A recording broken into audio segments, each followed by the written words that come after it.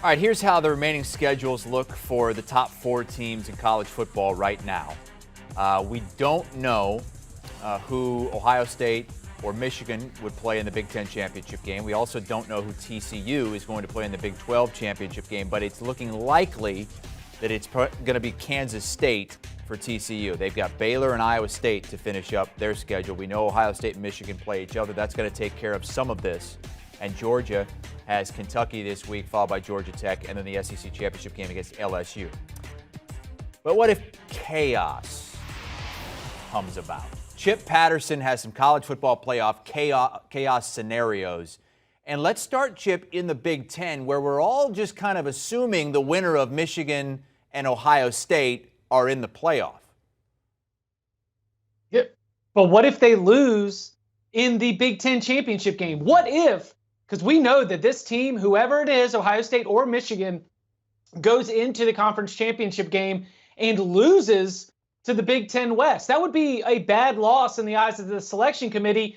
And we actually have a recent example that would not be good for the Ohio State-Michigan winner, where the Auburn Tigers defeated Georgia, then number 1 in the country, defeated Alabama in the Iron Bowl, then number 1 in the country. And that 2017 Auburn team went to the SEC championship game and lost and did not make it to the college football playoff. So if you're Ohio State and Michigan, like, what happens then if you get to the Big Ten championship game and lose? Does the committee still decide to put that team fresh off of a bad loss in the Big Ten title game into the college football playoff? Or, referencing 2017 again, do we have a scenario where the Michigan-Ohio State loser gets in ahead of the Michigan-Ohio State winner because the Michigan-Ohio State winner took a loss in conference championship Saturday? You want to talk about chaos? You want to see a nation uproaring the final college football playoff selection committee rankings? Chris, let the Ohio State-Michigan loser make the playoff ahead of the Ohio State-Michigan winner. And that is something that I think might happen if the Ohio State-Michigan winner loses in the Big Ten title game. I think I followed. Who do you have winning the game next week? Right now? Mm-hmm. Before all the final chipalytics have been run? Mm-hmm. Give me Michigan. Michigan. All right. Yeah. So they would play one of 5 teams out of the Big Ten West. There's 5 teams still alive. Right now, the top 2 at the moment appear to be Purdue and Iowa with the best shot to come out of there. Let's go to the SEC. What's the chaos scenario in that conference? That LSU, which has already punched its ticket to the SEC championship game, takes a loss to fall to a 3-loss team and then defeats the Georgia Bulldogs. Because on one hand, what are you going to do to an LSU fan who say, hey, you just beat Georgia, the best team in the country. You just won the SEC championship. Every single SEC champion has made the college football playoff. But at the same time, you're a 3-loss team. We haven't even had a 2-loss team in the college football playoff. And just to add some wouldn't it be hilarious factor to this, Chris, what if it's to Texas A&M? LSU still has to go on the road for the final regular season game and play against a Texas A&M team that I would allege might have the transfer portal flu right now. And I think that if that Aggies team, which is already ineligible for a bowl game with 7 losses on the season, if that Texas A&M team were to defeat LSU in the final game of the regular season, that would be absolutely hilarious. It would be unpredictable. It would make an LSU fan furious, but yet that LSU team would still have a chance to go play for a conference championship. So the chaos scenario is that Georgia loses to LSU in the SEC championship game, and adding some fuel to the fire, it's not just losing to LSU, but losing to an LSU team that has taken another loss before we kick things off in Atlanta. 3-loss LSU SEC champion doesn't get in, though, right? No, definitely not. But it creates some real pretzel logic when we have to start figuring out how to shake out these final rankings. No team ranked outside the CFP top 10 at this point in the season has ever made the playoffs. So, is 1-loss North Carolina totally out of the conversation already at number 13? 1-loss North Carolina if they were able to defeat an NC State team that somehow is currently still in the college football playoff selection committee rankings, and follow that up with a defeat of the Clemson team that is in the top 10 of the College Football Playoff Selection Committee rankings, well, then all of a sudden, North Carolina would have a couple victories it does not have right now. It would have quality victories. But overall, the strength of schedule still is not strong, but they would have a conference championship. So for a 12-1 North Carolina team to make history and crash the college football playoff, there would be all kinds of results that would have to take place. They would need the Pac-12 champion to have 2 losses. They would need the Big 12 champion to have 2 losses. But I do think that if those things happen, and maybe if they get some help from Barton Simmons' Vanderbilt Commodores against Tennessee along the way, that North Carolina could potentially make history as the first team to get into the college football playoff from outside the top 10. But just even getting them into that 5 spot, that 6 spot, that 4 spot, it's going to create a lot of chaos, and it's going to make things very, very uneasy for 2 different teams. A Tennessee team that will not be playing on Conference Championship Saturday, and the loser of the Ohio State-Michigan game, which we assume will have 1 loss and will not be playing on Conference Championship Saturday. Because when North Carolina and Clemson kick off, the Big 12 will have been done, the Pac-12 will have been done, the SEC will be done. Everything, for the most part, will be set.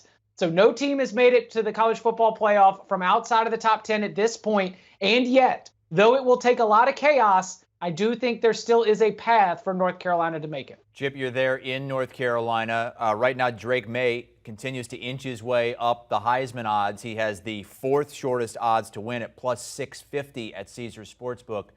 Does he have a chance to win it? 100%. All it's going to take is a bad game for C.J. Stroud against Michigan's defense, which isn't that crazy to imagine, and for Caleb Williams to maybe take another loss. And now I think this really, really opens up where Drake May could jump into that position. Defeating Clemson and taking down that Tigers defense would be the final thing that Heisman voters would have to look at before they turn in their ballot on the Sunday after Conference Championship Saturday. In so many statistical categories, he is one of the best in the entire country. And then let's go back to the one game that North Carolina has lost so far to Notre Dame. 5 touchdowns, 0 interceptions in that loss, Chris. This is the statistical argument in terms of him being one of the most outstanding players in the country. But if you are a Heisman voter who also views most valuable player as a part of this conversation, if you put a run-of-the-mill quarterback at the helm of this Ohio State offense, they probably still are doing pretty well. Ohio State's probably still in the conversation for the national championship. If you take Drake May off of the North Carolina offense, then this Tar Heels team is going to be fighting to even make a bowl game here in November. He is statistically great. He is the most valuable player, and I do think he has a chance to win the Heisman Trophy. Let's go back to college football playoff chaos scenarios, and your last one is probably the biggest. Let's just say Georgia goes perfect. Let's say Ohio State goes perfect. They're in. They've got 2 spots locked. What happens to the other 2 if you have 5 Power 5 teams all with 1 loss?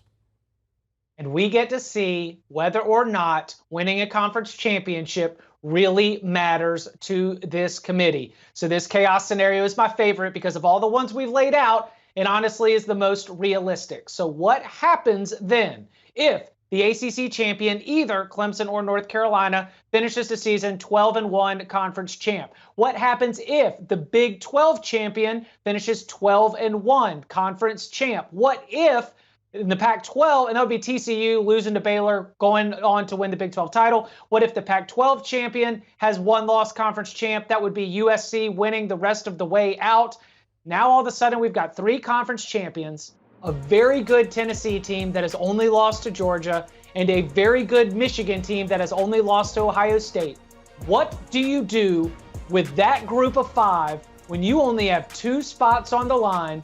Do you allow Michigan or Tennessee to jump ahead of one of those conference champions? And even if you are only going to take conference champions, which conference champions end up making the final cut?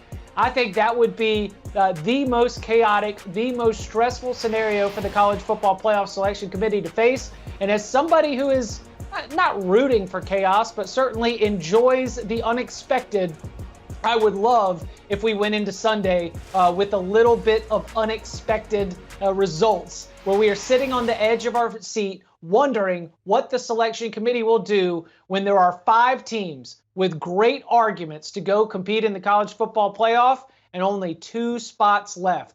Like, that's not even like musical chairs. I mean, that's trying to score. That's who's the last one to get a life jacket off the boat. In that scenario, Chip, if you got to pick 2 of those 5, who are you picking? So USC would be the one that comes to mind to get the first life jacket, and that is because winning the Pac-12 for USC with 1 loss might mean beating Utah again. And that's where we go back to the avenge the loss path that Georgia took in 2017, where the Auburn team they beat in the SEC championship game was the team they lost to in the regular season. And so if USC was able to beat Utah after losing by 1 point, they, I think, would be at the front of that. And then what happens after that is going to come down to probably TCU or Michigan and depend on what the game looked like between Michigan and Ohio State. So USC is for sure. I have no idea what the committee would do with that 4th spot. Yeah, then it might be Michigan's horrible non-conference that comes back to bite him in that scenario. Good point. Chip Patterson, always looking at the potential chaos. We have this is a picture that is hanging in the HQ newsroom that we see each and every day. It is hair on fire Chip Patterson as Elmo in the midst of chaos. Fire blazing chaos.